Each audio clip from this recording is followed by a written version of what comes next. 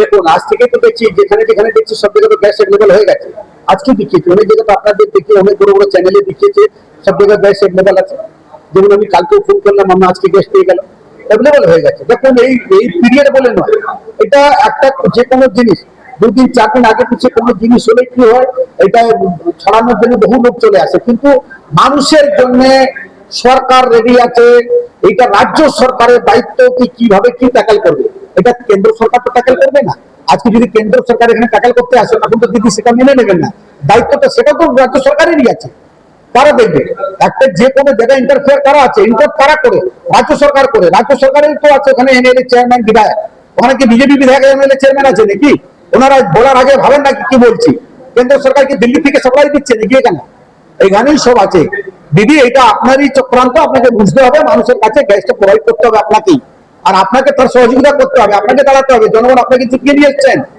তৃণমূলের চেয়ারম্যানকে বলছি, তৃণমূলের এমএলএ কে বলছি, আপনাদেরকে জনগণ জিতিয়ে এনেছে, জনগণের পাশে আপনারা দাঁড়াবেন। এবার হাউতাবাজির কথা বলবেন না, সবকিছু অ্যাভেলেবল আছে।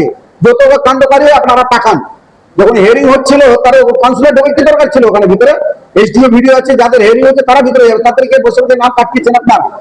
আপনারা ভুল ভাল করিয়েছেন, আপনাদের জন্য মানুষের আনাস্থান হয়েছে, মানে মানুষ আনাস্থান হতো না। মমতা ব্যানার্জি আগেই বলে দিয়েছিলেন সিএম সাহেবকে না এখানে হতে দেবো না, তার জন্য আপনারা পেয়ে বসেছিলেন। কিন্তু জনগণ ভালো করে এটা জানেন, এসআইআরটা খুব সুন্দর করে সফল হয়েছে।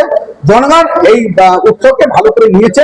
আর এটা ভারতীয় জনতা পার্টির এটা সকলের কাছে আমরা গিয়ে গিয়ে বলেছি, এটা একটা সিস্টেম আছে, সেই সিস্টেমকে আপনাদের ফলো রাখবেন। মানুষ সব ফলো রেখেছে, মানুষ সাথ দিয়েছেন, সেজন্য সফল হয়েছে। মুখ্যমন্ত্রী বলছে যে আগে হিট দেওয়া উচিত ছিল, গ্যাস বন্ধ করার আগে হিট দেওয়া উচিত ছিল।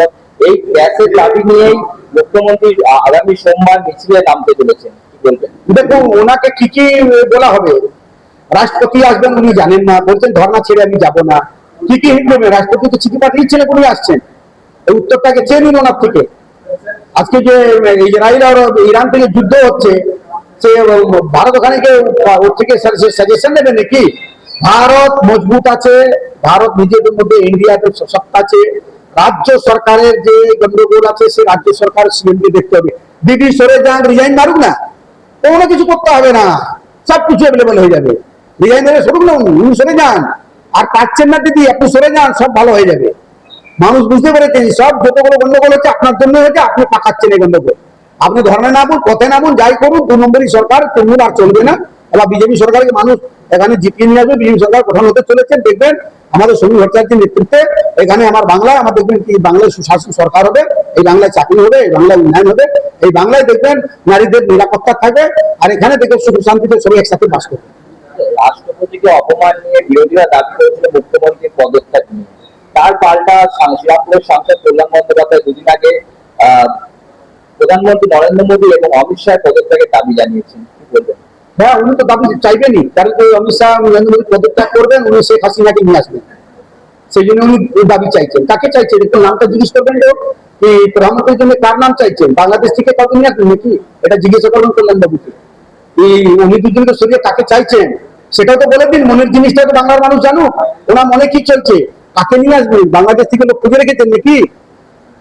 কি বলেন কি বলেন না, ওনার নিজেই জ্ঞান নেই। এত বড় আইনজীবী হয়ে উনি এইসব কথা বলেন।